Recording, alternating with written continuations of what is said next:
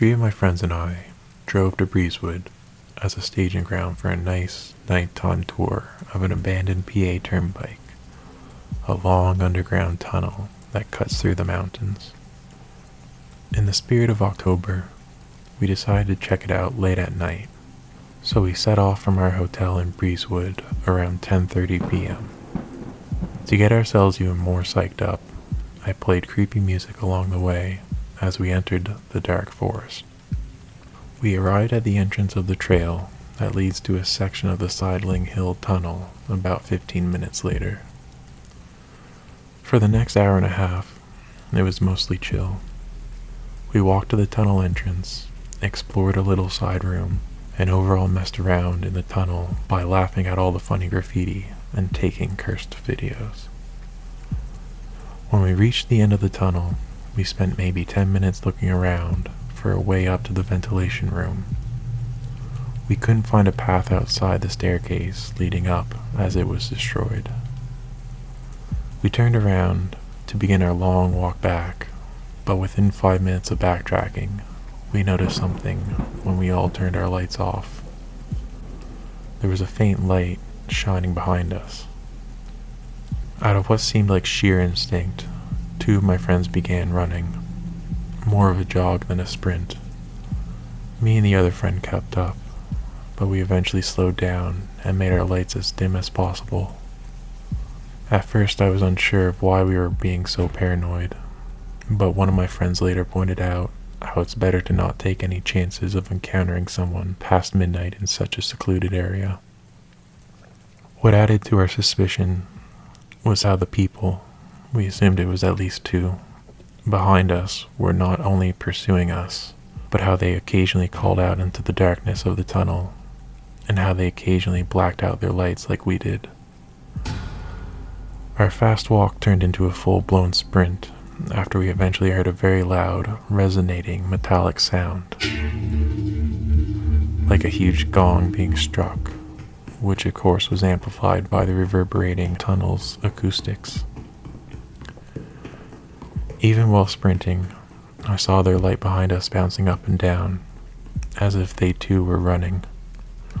We got out of the tunnel, shaken by what just happened, and reflected on how suspicious it was that they not only pursued us, but also turned their lights off from time to time.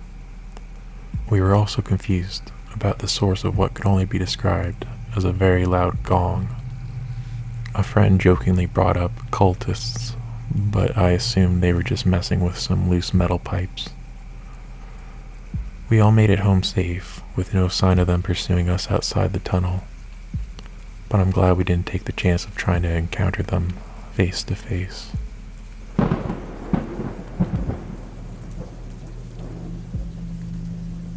So a friend of mine introduced me to Reddit. Since then, I've been a long-time reader of the creepy stories you can find on here. I'm realizing I have a handful of my own, and wanted to try sharing one of them with you guys. It was about 2000 or 2001. My best friend and I were 12 or 13 years old. We lived in a small rural town in Minnesota with a population of about 2,000 people at the time.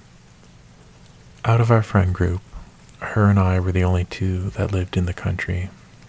So, we understood the boredom that could ensue, but the fun that could come out of it. Exploring the woods and abandoned properties, running around in the cornfields, creating forts. It was a really fun time for us.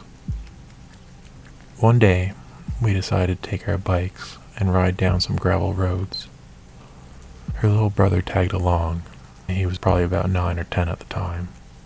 We were riding along, laughing, probably picking on her brother, when we see an old shack in one of the cornfields. The corn wasn't fully grown, so we were able to see most of it. We decided to explore it because, why not? I'm 33 now, so bear with my memory. I don't remember much about the outside, but I do remember what I saw inside, and it still gives me creeps to this day. We peered inside, and the first thing I noticed were the posters on the walls. They were everywhere. There was a different person on every poster, and they looked angry.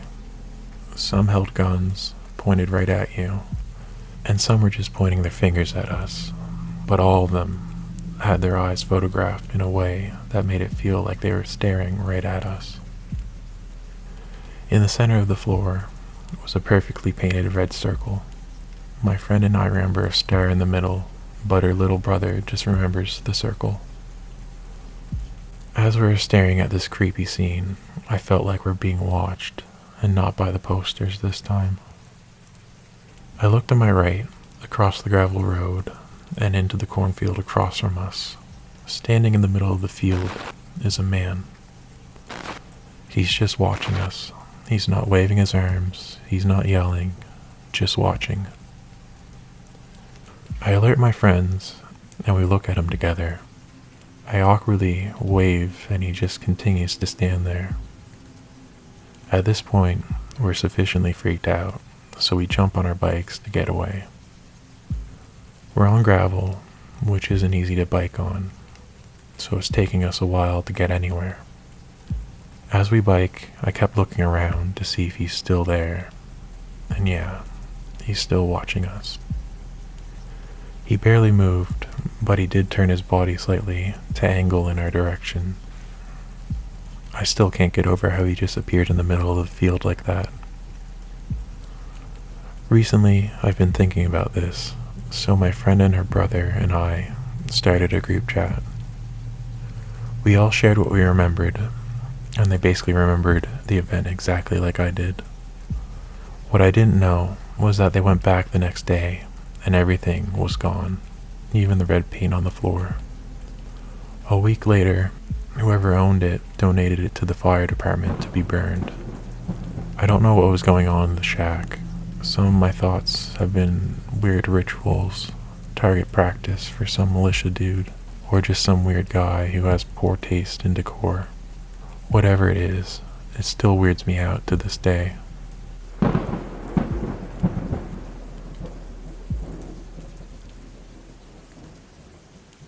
This morning, I got out of class and was headed home. That's when I saw a crippled old lady begging for help and telling me that she needed to get into her apartment. I decided to help her, and when we got to her building, I took an elevator up with her and brought her to her door. To my surprise, the door was wide open. Confused, I helped her inside, and that's when she asked if I could go to a nearby shop and buy her some wine and cigarettes. She proceeded to give me her credit card and keys and insisted on me leaving my bag at her place. I said no thank you, obviously. Even though the situation was weird, it wasn't that scared me the most.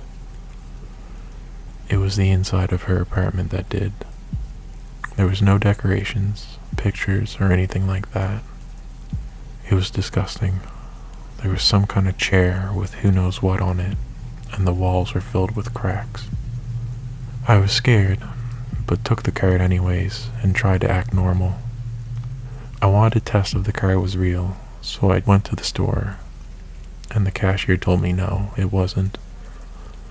I don't know if it was fake or just deactivated. It was at this moment that I decided not to go back to her apartment and gave the keys and cards to the police instead. A friend of mine told me that she saw the exact same lady saying the exact same things a few days ago, and the scariest thing was that she saw a man bring her outside and immediately go back inside the apartment. The area where she was is known for being dangerous. There was recently a shooting between dealers of illicit substances in broad daylight, for example. I think I just nearly died or something. What do you guys think?